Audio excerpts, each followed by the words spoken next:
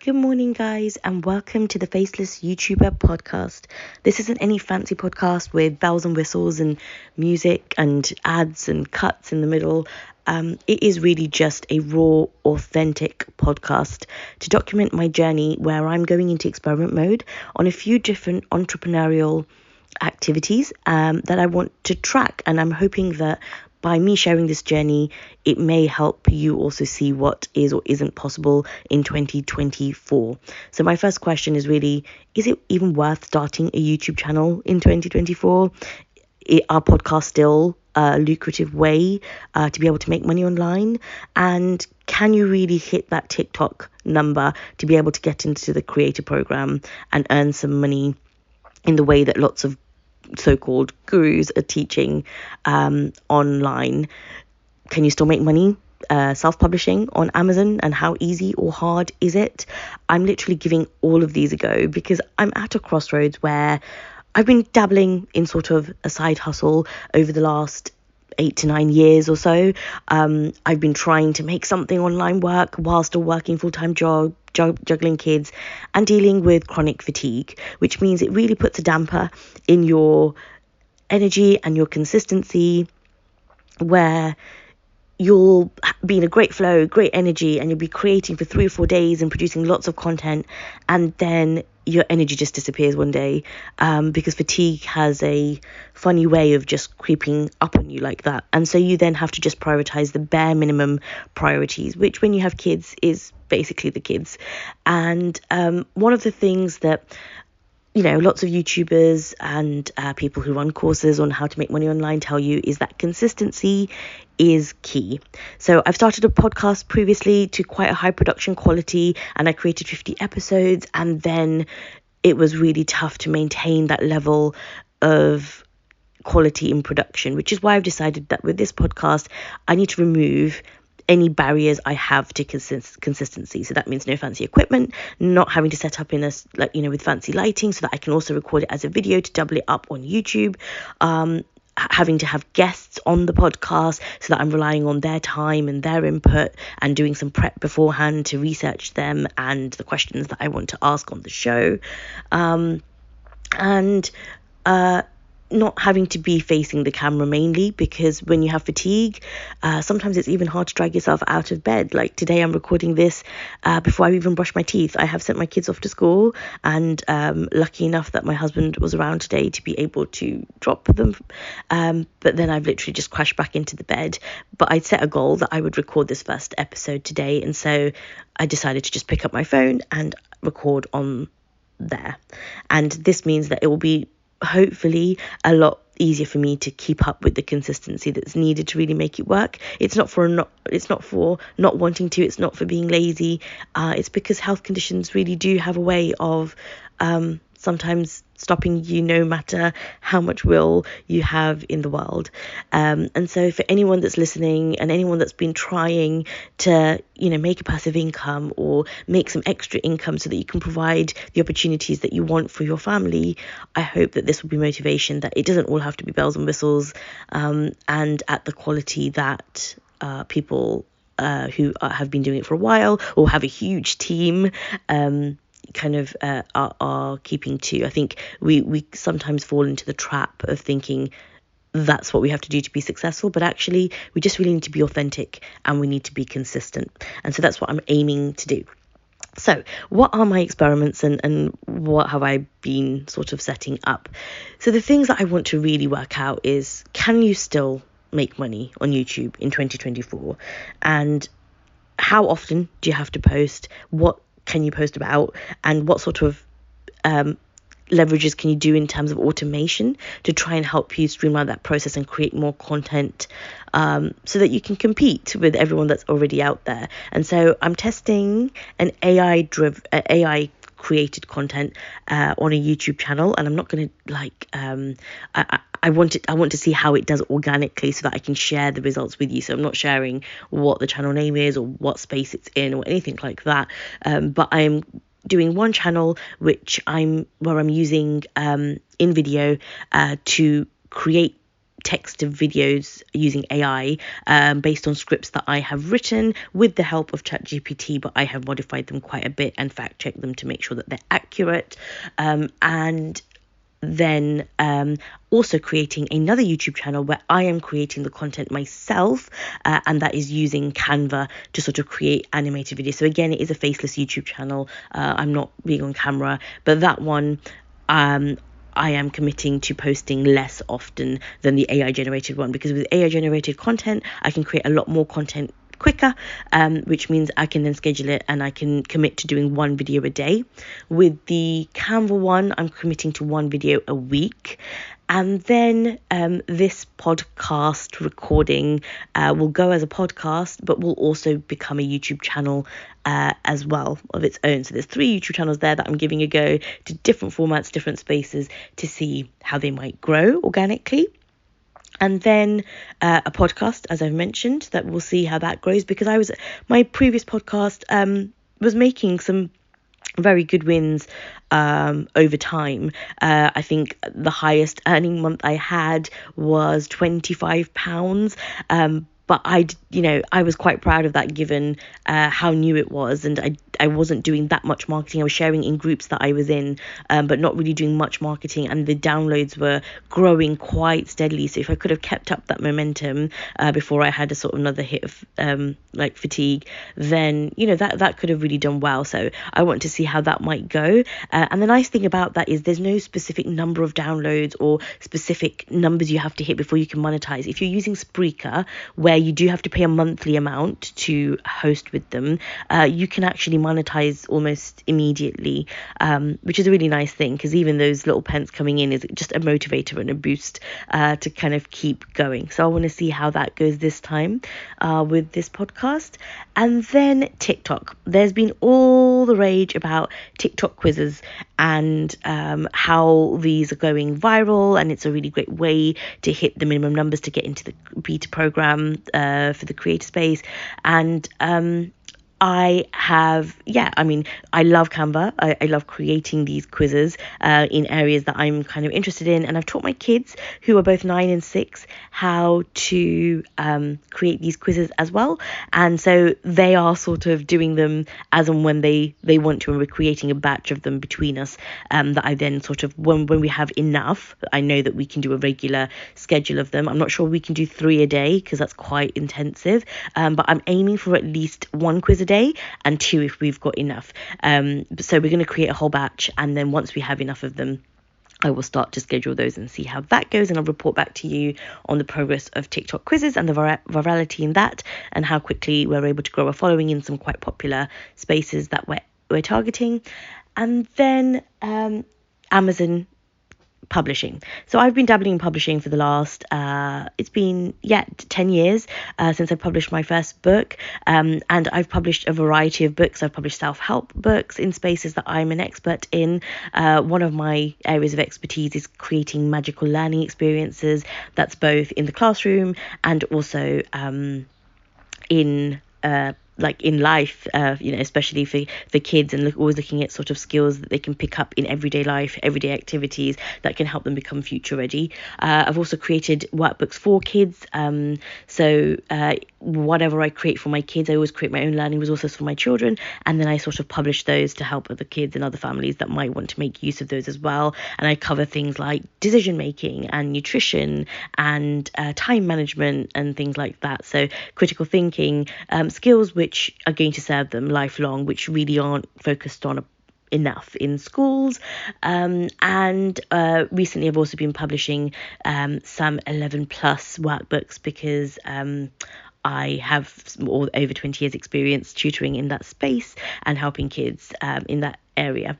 So I'm interested to see how that goes, and I've done a few recipe books and seeing how and whether it's possible to still make some good money. I haven't really given it a proper go. I've created all the books and they're of good quality, and I've done some initial sort of sharing with friends and trying to get reviews, but I haven't really given it that proper push. And so this time I'm really trying to follow what the courses I bought so long ago tell me, where I need to get a minimum of 50 reviews per book to be able to really see some results and traction in the sales. So I've been seeing sales here and there. I think the highest amount I've made in a month on Amazon so far, with like literally no marketing at all, has been £75. And that's mainly through one book, but like a few downloads on one or two other books as well. And so I'm really looking to maximize in this space and see what I can do. So I'll report back on my figures on those.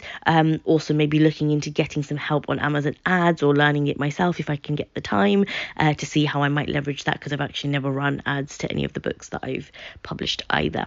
So that's really where I am in terms of dabbling with all of that.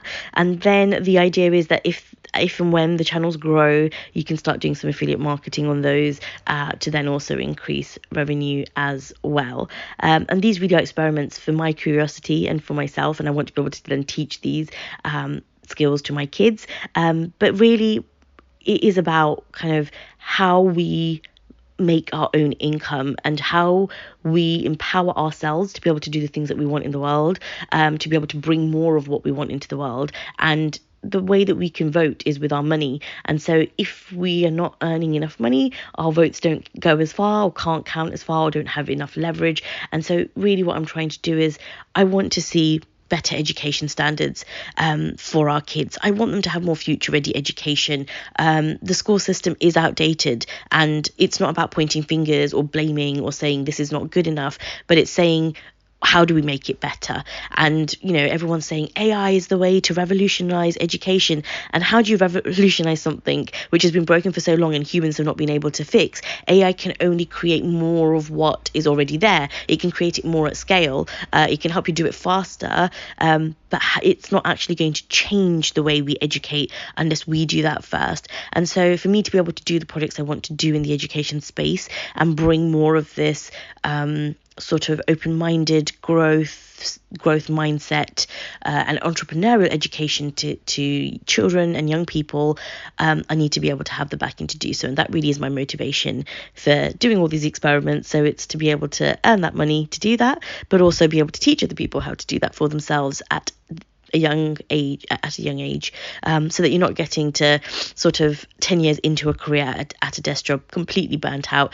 and then desperately trying to find ways to live, you know, in purpose and in passion, because really everyone deserves that and everyone should be able to do that from the get-go. And that's really what I really try to tell my children, like, what is it that you love, and follow that. And they both really have some, you know, really key passions right now at this age, and I really give them as much time and freedom to follow those things as possible and find opportunities for them to explore that more and explore other new things which normally they wouldn't get to do at that age. So film photography, for example, my daughter has been learning that, and she's also been going into a darkroom and learning how to develop her own prints and improve them and experiment with colors, which is a skill that was sort of lost in between and is now sort of coming back, but I think a really important skill. And my son loves games and playing games, and most children do.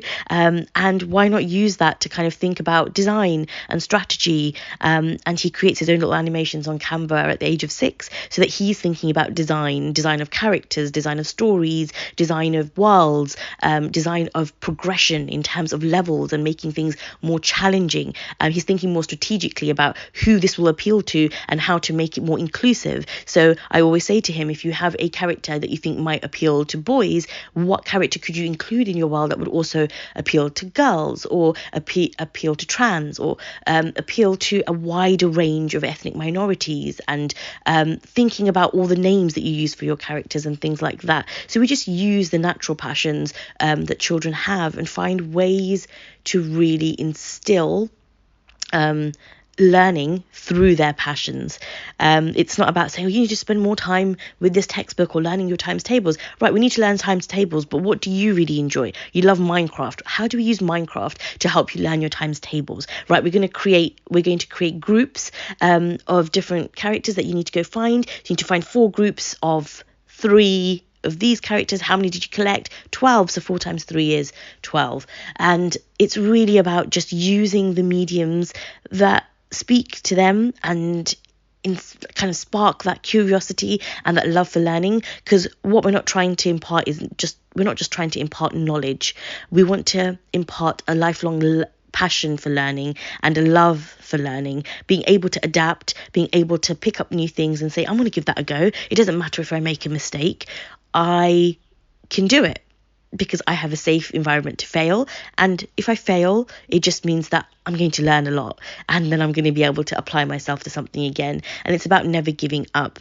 Now, if I want my kids or any kids that I'm sort of teaching or inspiring to kind of follow these, I have to follow that first myself. And so I'm a really big believer of not telling people what to do or speaking about what to do, but actually taking action and being the example of that. And so I have tried lots of things and they've been semi-successful, not enough, but I've seen some signs that there's something in them, and I really need to kind of follow through now and show that they can work in a big way and be quite successful. So that's really what I want to prove to myself, to my kids, to anyone else that is kind of really desperate on this path, and looking just for a legitimate way, because there are so many cowboys out there. There are so many people that sell you the dream of, everything in the world and sort of don't really live up to that promise, or have a very generic program that you follow, or have a system that worked for them, but just because it worked for them doesn't mean that it's going to work for you.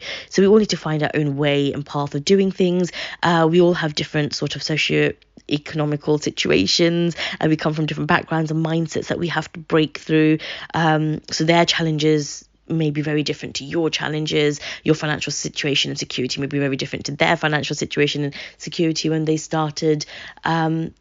And the work that you have to do to build up the mindset and become the person that you need to be to achieve the success could be very, very different. So it's great to take inspiration from as many different people as you can that you see have kind of traveled the path that you wish to travel, but it is also more about discovering yourself and understanding yourself on this journey, and thinking about how you are growing as a person and how that's going to help the people around you. So I hope I haven't rambled too much. I hope this has been somewhat of a coherent first episode to introduce what this is all about. I hope it will help at least one person also in a similar position, or looking to do something similar. And maybe one day I'll add some music to this. Maybe one day when I've got some energy back, I'll even make some cuts and actually create some kind of structure for this. But for now, it's just going to be some random ramblings with some progress updates on how things are going. So as of now, situation is that the AI-based YouTube channel has been created. 7 videos have been scheduled for the coming week. 1 video so far on the first one that was released yesterday, and I'm pretty sure that was probably me. And I haven't shared it with anybody, and I'm not going to, because I want to see what happens organically and what things I need to tweak to help the videos get more views. So that one's there. This YouTube podcast, Faceless Youtuber Podcast channel has been created, but I'm yet to post this, obviously. I have not created the podcast yet, so I'll be creating that today on Spreaker.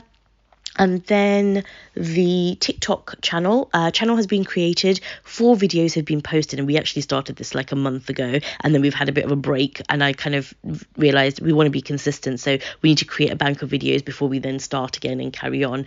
So we're creating a bank, and I'm hoping that in about 2 weeks time we'll be in a position to kind of start posting, so that we're ahead of ourselves and we're not putting pressure on ourselves. And my kids will be off in the summer, so they'll be probably creating a lot more then anyway, if they want to. So the TikTok channel, just to give you an idea, we got 2,200 views on our first video, because I think we chose quite a popular topic. We got 995 on the second, we got 720 on the third, and then one we got quite a bit less, like 230 on the fourth one. It was a slightly less popular topic, I would say, and we've got 89 likes and 19 followers so far, completely organically. So yeah, we'll see how that grows over time. And then with my Amazon KDP stuff, I've got one book that sells the most so far, and it's the most consistent in terms of its sales. I have another book which I published recently in the last 2 weeks, which is actually already made £11, so not too bad. I have a cookbook which, when it was on free promotion, was downloaded 172 times within 2 days, but so far no paid sales from that one. And I've published one book last night, and we'll see how that one goes in the next few days. So keep you posted on all of that. I hope you have a lovely day. And for anyone that's struggling with any health issues or kind of mental health issues as well, I just want to say that you're not alone, and it is possible to find your own way. I hope that I'm able to show this. Find your own way to do things that doesn't have to follow the wake up at 4 a.m, meditate for 2 hours, read a book, read 5 books a week, go into deep focus for 2 hours, and not have any other sort of sense of life, be in the gym, working out every day. There is another way, and I think there is a way for introverts as well to be able to win at life somehow, and I want to try and prove that. So I hope that you'll find some comfort in this podcast, and I hope that you may follow me and join me for this journey as well. Have a lovely day. Take care. Until the next episode, this is the Faceless YouTuber signing off.